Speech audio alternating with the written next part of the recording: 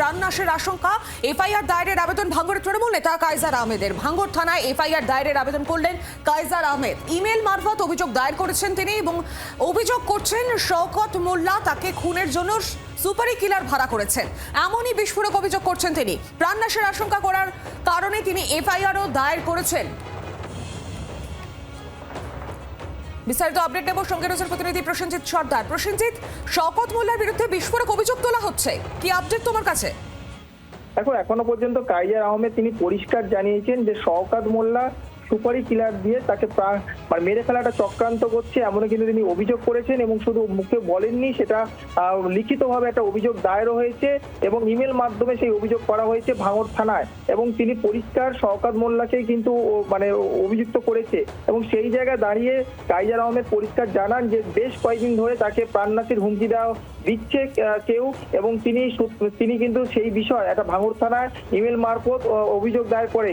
কিন্তু এই ঘটনায় এখনো পর্যন্ত শওকত মোল্লার কাছ থেকে কোনো প্রতিক্রিয়া পাওয়ার একটা চাঞ্চল্য ছড়িয়েছে ভাঙড়ে। কেন এই কাইজার আহমেদ, তুমি জানো যে বেশ কিছুদিন আগে তার ঘটকপুকুরে তার দলীয় একটা কার্যালয় ভাঙচুর করা হয়েছিল, পাশাপাশি তার বাড়িতে রাজনৈতিক দলের নেতারা তারা হুমকি দিয়েছিল, এমন কিন্তু তিনি অভিযোগ করেছিলেন। বেশ কয়েকদিন কাটার পর আজকে তিনি এরকম একটা অভিযোগ করছে এবং এই অভিযোগ ঘিরে কিন্তু একটা চাঞ্চল্য ছড়িয়েছে। তবে এই তুমি সঙ্গে থাকো, আর এই মুহূর্তে আমাদের সঙ্গে রয়েছেন টেলিফোন লাইনে ক্যানিং পূর্ব তৃণমূল বিধায়ক শওকত মোল্লা। শওকত বাবু, আপনার বিরুদ্ধে তো বিস্ফোরক মন্তব্য করা হচ্ছে। কাইজার আহমেদ বলছেন যে আপনি নাকি খুনের জন্য সুপারি কিলার ভাড়া করেছেন। দেখুন, এদের কাজ হলো প্রত্যেকটা ইলেকশন যখন আসে এরা তখন এই ধরনের নাটক করে। ওর কোনো গুরুত্ব আছে? ও সাধারণ মানুষের কাছে কোনো গুরুত্ব নেই, আর ভাঙড়ে কোনো গুরুত্ব নেই। তা ওকে খুন করবে কেন লোক? আর ওর মতো ওকে মারার চাইতে একটা ছাগল যদি মারা যায় তবু তো অনেকটা গুরুত্ব আছে। ওর তো কোনো 4 পয়সা মূল্য নেই। তো ওকে আমরা মারতে যাবো কেন? ওকে আমাদের অপোজিশন নাকি ওকে আমাদের শত্রু? তো ওকে আমরা কি জন্য মারতে যাব?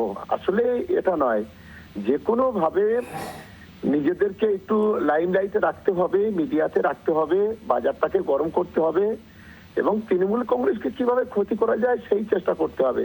এটাই হচ্ছে এদের কালচার। কারণ এ হচ্ছে জমি মাফিয়া। তৃণমূলের ঝান্ডাকে সামনে রেখে এর বাবা কোটি কোটি হাজার শয়ে কোটি টাকার মালিক হয়েছে।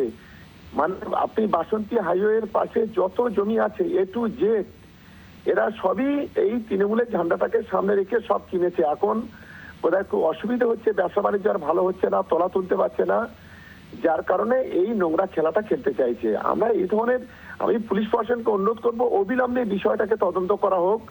তদন্ত করে এখানে মানে এই যে নোংরা খেলা খেলছে এবং যদি আমাদের সম্পর্কে চুল পরিমাণ কিছু পায় সমস্ত প্রশাসনিক ভাবে তদন্ত হোক। যদি কেউ ইচ্ছাকৃত ভাবে পরিকল্পিত ভাবে কাউকে ইমেজটাকে নষ্ট করার জন্য এই ধরনের করে, তার বিরুদ্ধে কঠিন ব্যবস্থা নেওয়া হোক, এটা আমি প্রশাসনের কাছে আবেদন করব। ধন্যবাদ আপনাকে আমাদের সঙ্গে কথা বলার জন্য। বাংলার আওয়াজ, বাঙালির আবেগ, জি 24 ঘন্টা।